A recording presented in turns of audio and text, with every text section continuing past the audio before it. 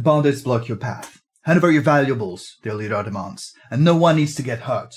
What do you do? Let me guess what happens next. The fighter reaches for their sword, the wizard readies a spell, and the rogue starts looking for escape routes. And 5 years from now, no one at that table will remember any of it. But this moment, Valinda steps forward. I recognize that accent. Pretty far from home. The winter must have been hot up there this year. The bandit leader's threatening stance falters just slightly. You have no idea. The snows came early. The granaries were empty by first frost. That scene? Players will talk about it for a long time, not because it's a one-off clever moment, but because it shows a character's values and perspective influencing how they approach problems. These are the kinds of choices that make characters memorable, not just in one scene, but throughout an entire campaign. After 25 years of running games and breaking down what makes characters truly unforgettable, I've discovered something interesting. The difference between memorable and forgettable characters isn't in their backstory, their class, or their stats. I'm a brooding rogue with a dark past. My character is a noble wizard seeking power. I play a warrior who fights for honor. Excuse my acting. These aren't characters. These are templates. And they're why most D&D characters fade from memory the moment the campaign ends. But today, I'm going to show you something different.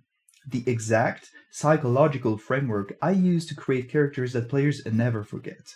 The same principles that made you remember Aragorn years after reading Lord of the Rings, or still feel emotional about your favorite video game characters years later. Let me establish our starting point first. This is what the average D&D character looks like. I'm a chaotic, neutral rogue who steals things because my parents were killed by bandits. I work alone and I don't trust anyone. Okay. Don't tell me this doesn't sound familiar. If it doesn't, but I'm sorry. I just don't believe you, okay? By the end of this video, you will know how to create meaningful conflicts that drive interesting choices, how to make other players genuinely care about your character, the emotional triggers that create memorable moments, how to grow your character naturally through play, as well as why do great characters sometimes become boring, and how to prevent it. But most importantly, you'll understand why the real cost of a boring character isn't just about having less fun. It's about missing out on creating those magical moments that make D&D transcend from a game into something legendary. Those moments where everyone at the table falls silent, where dice stop rolling, where time seems to freeze because something incredible is happening. To prove this works, I'm going to take you on a journey through different characters, from NPCs to players, each illustrating one crucial aspect of what makes a character truly memorable and how to keep them that way. These aren't just theories. By the end of this video, you'll know exactly how to apply them to your own character. Let's start with the most fundamental element: understanding why some characters fade while others become legends. And to show you this, I need to tell you about two very different characters from my campaigns. First, there was Lord Dreadmore. Picture the most generic villain you can imagine. Black armor, adorned with spikes, a fortress of doom, and an army of faceless minions. He wanted to conquer the world because that's what evil overlords do, okay? Why would you ask? When my players finally confronted him after months of campaign play, do you know what happened? They forgot his name halfway through the final battle. That's not an exaggeration. They literally had to ask me, wait, what was that guy called again? 20 sessions of build-up. And he was so forgettable, they couldn't even remember his name while fighting him. To be 9 again. Lord Dreadmore wasn't even the worst, I think. There was also Baron Darkblood. Yeah. No, let's not talk about Baron Darkblood. So, you might be wondering why I'm starting with NPCs when you're here to learn about creating better player characters. Here's the thing, the C in NPC stands for a character, and that's not an accident, actually. Whether you're creating an NPC or a PC, the fundamental techniques that make them memorable are pretty much the same. I'm going to start with some NPCs because I can show you their complete story arcs, how they began, how they developed, and most importantly, how players reacted to them. Don't worry though, we'll look at player character examples later in this video as well. After all, these techniques become even more powerful when you can apply them consistently across an entire campaign. Now look, I know some players just want to kick down doors and roll dice, and that's totally valid. If that's your style and you're having fun, that's awesome. But since you're watching a video called Your D&D Character is Boring, I'm guessing you want something more. And here's the thing, creating memorable characters doesn't have to be complicated. You don't need to write a novel-length backstory or juggle multiple philosophical dilemmas. Sometimes it's as simple as, my barbarian believes might makes right, but she also thinks picking on the weak is shameful. Boom! Instant character depth that you can explore as much or as little as you want. Let me show you what I mean with another character from my games. Years after Lord Dreadmore, in a different campaign, I created Aldrin Brightshield, a city guard. Just a regular human fighter, the kind of character most people would call boring. You know the type, I believe in helping people and doing what's right. Yeah, that guy. The one you're probably rolling your eyes at right now. But this basic character became one of the most memorable NPCs my players ever encountered. The party first met Aldrin during a routine patrol. He caught them climbing out a noble's window after retrieving a supposedly cursed artifact. Instead of arresting them immediately, he said something that caught them off guard. Look, I know Lady Blackbriar's keeping cursed items. 3 kids got sick last month from something in her garden. But next time, maybe don't break in through the window everybody can see from the street. This is where most DMs and players miss something crucial. They think character depths means tragic backstories or complex motivations. But real depths, it starts with a simple truth that creates conflict. See, Aldrin believed in 2 things equally. 1. People deserve to be protected, and 2. Rules exist for a reason. The interesting part, these beliefs started fighting each other almost immediately. The party kept running into Aldrin during their adventures. They saw him confiscating harmful magic items, but then losing them before they reached the evidence vault. They watched him arrest thieves, but also slip coins to their hungry families. Each time they met him, they discovered a new layer to how he balanced his competing beliefs. This is what I call a character's core conflict, and it's the first thing you need to master to create memorable characters. It's not about being torn between good and evil. It's about being torn between 2 things you believe are right. Let me show you how to create this kind of conflict in your own character. You'll need a piece of paper for this. Got it? Okay, let's do this together. 1. Write down what your character believes is fundamentally right, their core truth. For Aldrin, it was protecting people comes first. 2. Now, write down something else they believe that sometimes conflicts with that first truth. For Aldrin, it was laws exist to maintain order. And 3. Finally, and this is the crucial part, write down 3 situations where these beliefs would conflict. For Aldrin, it was 1. When enforcing a law would harm an innocent person. 2. When breaking the law could save someone. And 3. When following the rules means letting the guilty escape. The real test for Aldrin came when the party uncovered a smuggling ring. Not weapons or contraband, medicine. Healers were secretly bringing in unlicensed potions to help poor families who couldn't afford temple prices. Law says these potions could be dangerous and regulated. People could get hurt. But right now, people are definitely dying because they can't afford licensed healing. See what makes this interesting? There's no clear right answer. Both of Aldrin's beliefs are valid, but they can't both win. That tension creates moments, players. Remember. Quick aside, when you create characters with these kinds of real internal conflicts, they tend to make unexpected choices that can completely derail your GM's carefully laid plans. That's exactly why I created the Plot Engineering Blueprint, a free short guide that helps GMs handle these dramatic character moments and turn them into even better stories. If you're a GM yourself, or you just want to help your GM handle your character's dramatic moments better, grab it using the link in the description. And now back to the video. The party watched Aldrin struggled with the dilemma over several sessions. He'd confiscate potions during the day, then help distribute them at night. He'd arrest smugglers publicly, then quietly release them with warnings. Each choice cost him something. Each decision made him more real to the players. Here's your first actionable step to make your character more memorable. Take those 3 conflict situations you wrote down. Now, for each one, write down what your character would lose, no matter which choice they make. That cost, that sacrifice, is what makes characters feel real.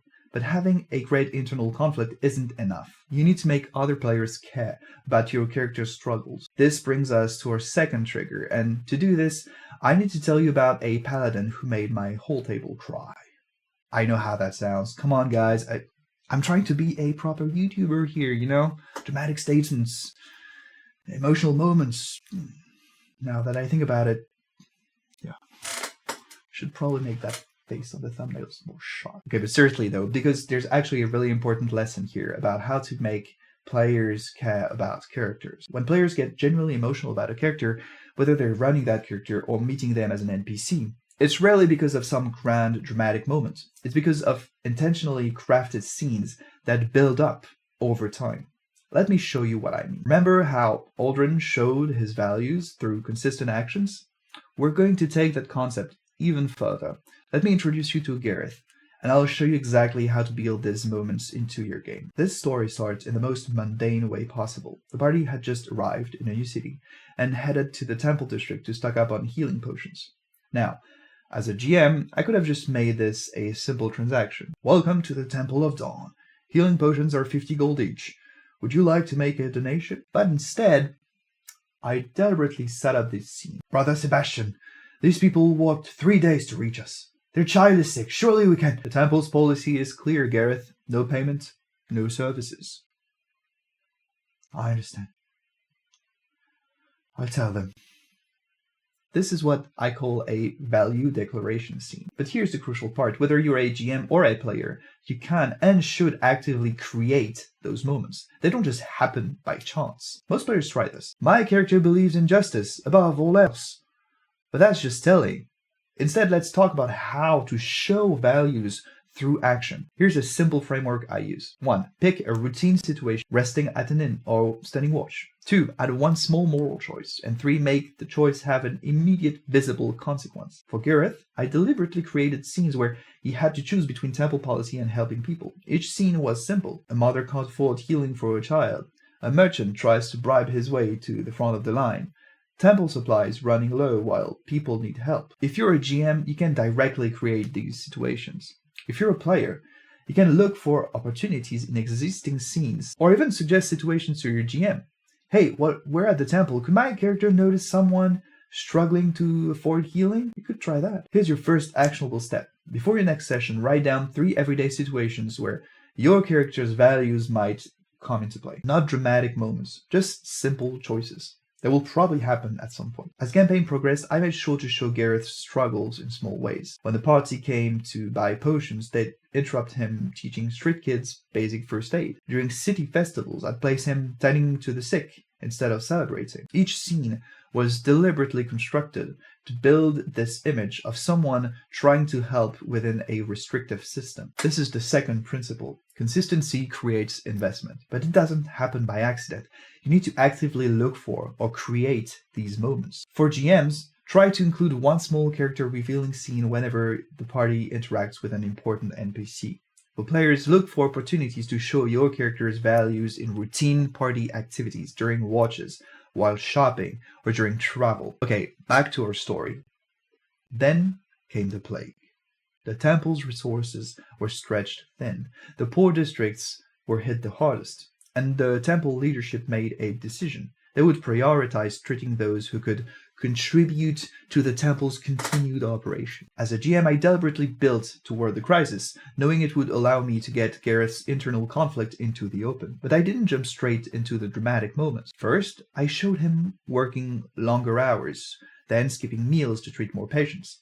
Finally, one night when the party came to the temple, I had to try something. I've been diluting the potions, making them stretch further. It's not enough, but I had to try. See what happened there? We built this moment. Every scene was chosen to make players care before we hit them with the emotional payoff. This is the third principle. Impact follows investment. The key is intentionality. Whether you're running or playing a character, you need to actively create opportunities for these moments. Here's an exercise. Think about your character's biggest planned moment, their dramatic reveal, their crisis point, whatever it is. Now, work backwards. What 3 small scenes could you create to make that moment matter? But getting other players invested in your character isn't enough. You need to know how to create moments that trigger specific emotional responses. And to show you how to do that, let me tell you about Old Tom from the Crossed Swords Tavern, and how understanding psychological triggers turned a standard tavern keeper into a character that made veteran players put down their dice. Before we dive deep into Tom's story, I need to be clear about two things.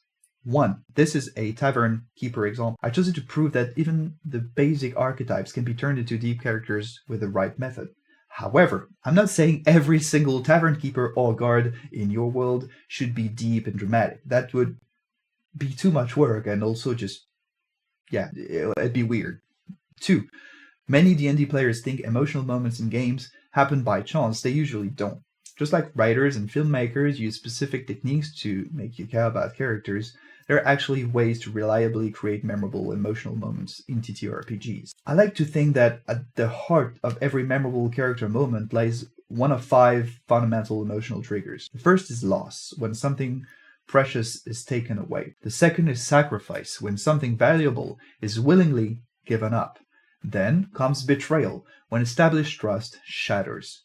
Fourth is redemption, the long road of making amends. And finally, there's triumph, the powerful feeling of overcoming seemingly impossible odds. Professional writers typically focus on one of these per character arc, but in D&D we have a unique opportunity to use them as building blocks, layering them to create increasingly powerful moments. Let me show you how I used 3 of these with Old Tom to create a scene my players still talk about years later. The party first met Tom like they'd met 100 tavern keepers before. Welcome to the Crossed Swords! First drinks half price for anyone carrying a sword.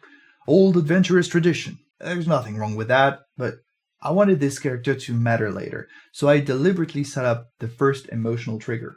Loss. The party visited the tavern several times. Every time, Tom would casually mention something he'd lost. One evening, he'd talk about his wife, taken by illness years ago. Another night, he'd absently rub his bad leg while reminiscing about his adventuring days. A third time, he'd read letters from his son, who'd left for opportunities in the big city. Here's what made this effective. Tom wasn't defined by those losses. Instead, we saw how it built something new from them, turning his tavern into a sanctuary for others. When you use the loss trigger, this is the key pattern to follow. Show what was lost, reveal how it changed the character, and demonstrate what they built in response, and most importantly, establish why that matters in the present moment. Next came the sacrifice trigger. During a devastating grain shortage, when every other tavern in the city doubled their prices, Tom kept his the same. The party watched him sell his prized sword collection, the last remnants of his adventuring days. They saw him working double shifts alone, exhausted but determined. They noticed how he seemed thinner, obviously skipping meals to ensure others could eat. These sacrifices carried extra weight because they built upon the established loss trigger. We'd already seen how much those adventuring mementos meant to him. They were his last connection to his former life. But by selling them to feed others, Tom wasn't just giving up possessions. He was sacrificing pieces of his identity. This is how you layer emotional triggers. Each one adds depths and meaning to the others. Finally came the betrayal trigger, but not as players might expect. The party discovered the city guard captain, who turned out to be Tom's own son, the one who had left for the big city, was behind the grain shortage, artificially inflating prices for profit. This revelation hit hard because we'd established both previous triggers. We knew about Tom's loss of his wife, making his son even more precious. We'd seen his sacrifice to protect his community. Now he faced an impossible choice. The cellar, Tom said, his voice heavy with resignation. That's where they're keeping the records. I'll let you in tonight. Just, if my boy resists, promise me you'll try not to kill him. This moment landed so powerfully because all 3 triggers converged. The loss of his last remaining family, the sacrifice of his final chance to protect his son, and the betrayal, not just his son's betrayal of the community, but Tom's own betrayal of his son to protect others. Each trigger amplified the others, creating a moment of genuine emotional impact. When you're building these moments yourself, start by picking 2 triggers that could naturally connect. Show the first trigger in small, subtle ways, like Tom's quiet mentions of past losses. Use the second trigger to force meaningful choices like Tom's escalating sacrifices for his community. Save your third trigger for the major dramatic moments when everything comes together. You don't need to use all 5 emotional triggers for every character. Often, focusing on 2 or 3 and connecting them well creates more powerful moments than trying to incorporate them all at all costs. The key is building them intentionally, understanding how each choice adds weight to future moments. Most importantly, remember that these triggers work best when they feel natural to your story. Tom's Tavern Keeper role made loss and sacrifice feel authentic. They grew from his position in the community. When choosing triggers for your own characters, look for ones that align with their role in the story and their core motivations. This way, when the big moments come, they'll feel both surprising and inevitable, the hallmark of truly memorable character development. Now, I know what some of you might be thinking. This all sounds great for people who want to play these deep, dramatic characters with complex motivations, but what if I just want to play something straightforward? What if I'm not interested in all this heavy character development? Let me tell you about a ranger named Sarah, who started with a single-minded focus and became someone their players still talk about years later. And more importantly, I'm going to show you how these same techniques work no matter what kind of character you want to play. The party was already 6 months into their campaign when Sarah joined them. The original player had to drop out due to schedule changes, and their friend stepped in to fill the empty slot. Instead of creating an elaborate backstory or complex motivations, they kept it very simple. I'm tracking something. Heard you're heading north through the wilds. I know how to keep people alive out there. You want to split supplies and watch duties? That was it. No tragic past, no elaborate mission, no complex motivations. Just a ranger who knew how to survive and was willing to trade skills for safer travel. Now, you might think this kind of straightforward character can't develop depths, but here's the thing. Those core beliefs we talked about, they work for any character. You just need to know how to use them. For Sarah, their initial beliefs were survival comes first. Travel light, travel fast, and don't take unnecessary risks. Simple, practical beliefs that shaped how they approached every situation. At first, Sarah was exactly what they appeared to be: efficient, practical, detached. When the party wanted to take a longer route to visit a town, Sarah objected. When they wanted to help travelers on the road, Sarah advocated moving on. Every choice was filtered through pure survival logic. But then something interesting happened. After a tough fight, Sarah noticed the cleric was running low on supplies because they'd used their healing on local villagers. Here, take my healing herbs, and maybe next time tell me before we make camp. I know where to find more without losing much time. See what happened there? The character didn't suddenly become altruistic. They found a way to help that still fit their practical nature. This is the first key to natural character growth. Let your character's established traits lead to new choices. Think about how your character's normal behavior could evolve without changing who they are. You don't need to plan big moments. Just look for small opportunities to show growth through everyday choices. The real turning point came during a snowstorm. The party found tracks of another group, clearly lost, probably freezing. Everyone expected Sarah to say helping would be too risky. Instead, she said, "We've got the supplies. I know how to track in this weather. Leaving them out there, that's just making the wilderness more dangerous for everyone. Besides, they might have information we need." This is how natural character growth happens. Sarah didn't become a different person. They found new ways to apply their practical nature. Their survival focus had gradually, naturally expanded to include others. Here's how to create these opportunities yourself. 1. Know how your character typically makes decisions. 2. Look for situations where they could apply their logic differently. 3. Let their choices evolve through experience. And 4. Keep their core nature while expanding their perspective. Over time, Sarah's definition of survival evolved. They started seeing how helping others actually made their own survival more likely. Their skills became tools for protecting people, not just themselves. The biggest change came when the party needed to split up during a crisis. The safer path was clearly north, but the town to the south would be defenseless. The old Sarah would have chosen the safer route. Instead, she said, "South. I'll take south. These people don't know the warning signs, don't know how to prepare. Being the only one who knows how to handle this, that makes it my problem. Survival isn't just about yourself. Notice how even this more altruistic choice stayed true to who Sarah was. They didn't become a heroic martyr, they just expanded their view of what survival meant. That's the key to satisfying character growth. Your character shouldn't become someone else. They should become a more complete version of who they already are. You don't need elaborate backstories or dramatic transformations to create memorable moments. You just need to be open to letting your character's experiences shape how they think. By the campaign's end, Sarah was still practical, still focused on survival, still making efficient choices, but had become something more, someone who understood that true survival often means helping others survive too. The party still relied on their survival skills and practical nature. They just also admired how they'd chosen to use those skills. So character growth isn't about becoming a different person. It's about becoming a more complete version of who your character already is. But this brings us to perhaps the biggest challenge of all. Okay, you might have followed everything we've covered so far. You've created meaningful internal conflicts. You've built strong values. You've crafted emotional moments that resonate with other players. On paper, you've got everything you need for an amazing character. So first, congratulations. But here's the trap that even experienced players fall into. Creating a great character is only half the battle. Keeping them interesting over months of play, that's where things often fall apart. Let me tell you about Matt's Warlock and how a character that had the entire table cheer for them in session 1 became just another forgettable face by session 12. When Matt first introduced Vex, everyone was hooked. A scholar who made a pact with an ancient being, not for power, but to translate a single book written in a language lost to time. That's cool. It had perfect internal conflict, clear motivation, unique premise. This character had everything we've talked about. But 3 months later, Vex had become just another damage dealer who occasionally made cryptic comments about their patron. The amazing concept was still there on paper, but it had lost its magic at the table.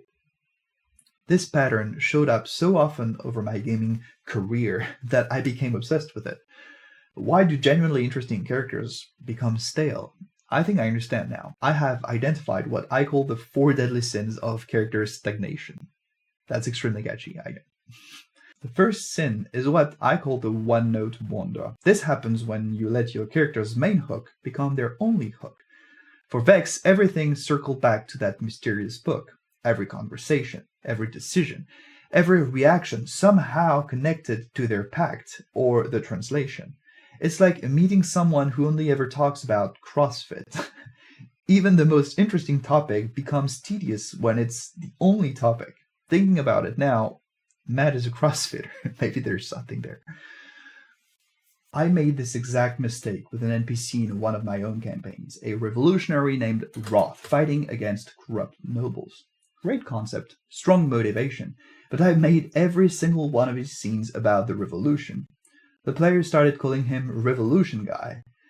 When he'd appear, they'd groan because they knew exactly what was coming. Another speech about overthrowing the aristocracy. The solution isn't abandoning your character's core motivation. It's giving them room to be a complete person.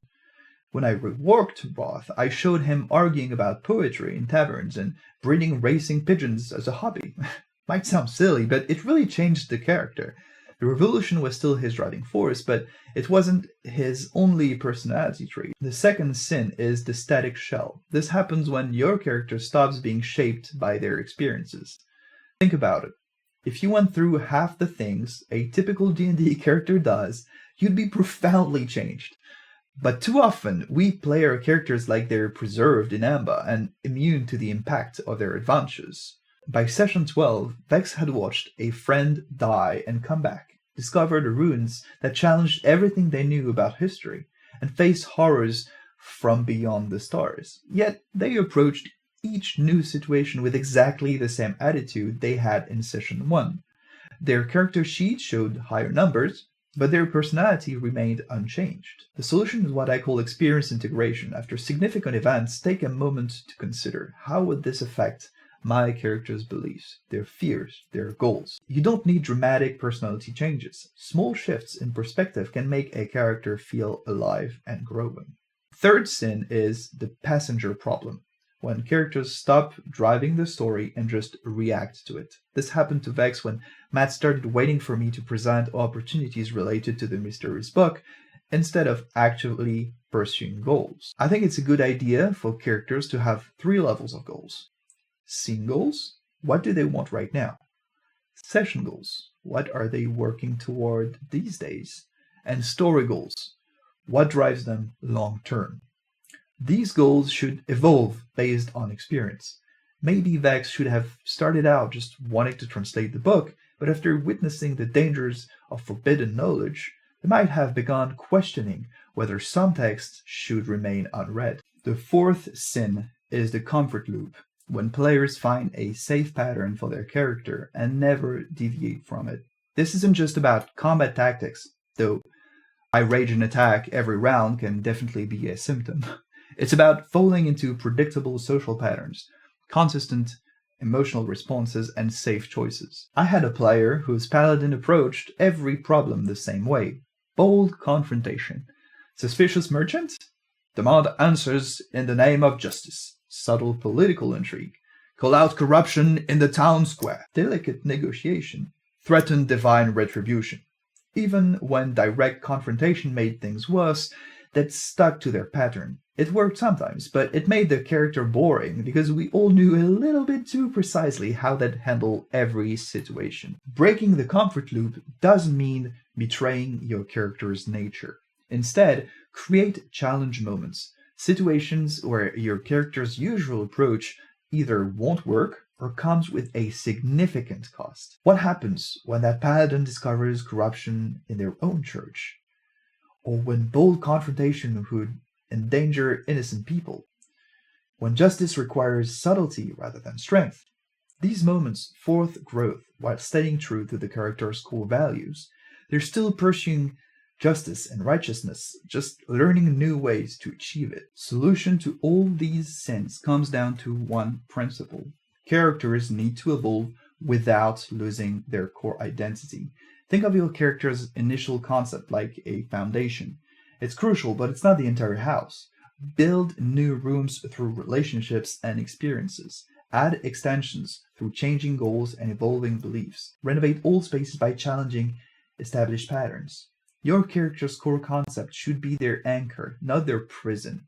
This way, when someone asks about your character months into the campaign, you're not just repeating their introduction from session 1. Instead, you're telling the story of who they've become, while staying true to who they've always been. Let me give you a quick example of how to put this all together. Remember Vex? Here's how I think this character could have stayed interesting. Instead of making every interaction about the mysterious book, avoiding the one-note wonder, they could have shown interest in their companion's pursuits too. When the cleric discussed church mysteries or the fighter shared war stories, Vex could have found connections to their research while genuinely engaging with their allies' interests. Their experiences could have shaped them, breaking the static shell. After a mind control spell nearly forced them to harm an ally, their attitude toward forbidden knowledge could have shifted. The once eager scholar might have started weighing the cost of uncovering certain secrets, creating natural character development from game events. Rather than passively waiting for book-related plot hooks, solving the passenger problem, they could have looked for opportunities within the party's existing advantages. While exploring dungeons for the party's quests, they could have studied the ancient architecture. During diplomatic missions, they could have built connections with local scholars. And instead of approaching every challenge as a research puzzle, breaking the comfort loop, they could have adapted to what each situation required. Sometimes using their academic knowledge to help allies, other times setting aside their studies to focus on immediate threats. When the party needed them, they could have been more than just their quest. This way, Vex would have grown and evolved while remaining fundamentally the same character, a scholar seeking to unlock an ancient mystery. But they would have done it as part of a group, responding to the campaign's events, and developing through shared adventures. That's how you keep a character interesting. By letting them grow through the story you're all creating together. Alright, let's quickly recap what we've learned about making characters that players actually remember. Don't worry, I won't make you sit through another dramatic character moment. I think we've had enough of those for today. We covered 5 key elements: how to create meaningful internal conflict that drive interesting choices, how to make other players care through consistent actions, how to use emotional triggers to create memorable moments, how to let your character grow naturally through play, how to prevent great characters from becoming stale over time. I know this might seem like a lot, and you might be thinking, do I need to implement all of this at once? Absolutely not. These aren't rules, they're tools, okay? Pick one that speaks to you and try it out in your next session. Maybe just focus on noticing one thing about another character, or think about one belief your character holds and how it might be tested. And remember, your character's growth should feel natural to you. If something I suggested doesn't fit your playstyle, just ignore it. The best character moments come when you're comfortable with how you're playing. Thing is, we've talked a lot about avoiding stagnation and keeping characters interesting. But there's one place where even the most well-developed characters often fall into predictable patterns: combat. That's where your character's life is actually on the line. That's where they make split-second decisions. That's where their beliefs and relationships should be tested the most. But here's where a lot of players get stuck. You've crafted this amazing character with genuine depths, built meaningful connections with a party, broken free of the comfort loop in roleplay. And then combat starts, and it's just, I attack the goblin, I cast Fireball, I attack the goblin again. This raises some pretty important questions. How do you break free from combat patterns without sacrificing effectiveness? How do you turn mechanical moments into memories your table will talk about for years? Click on this video next to learn how to make D&D combat amazing, and I'll show you exactly how to transform every battle into an opportunity for unforgettable character moments.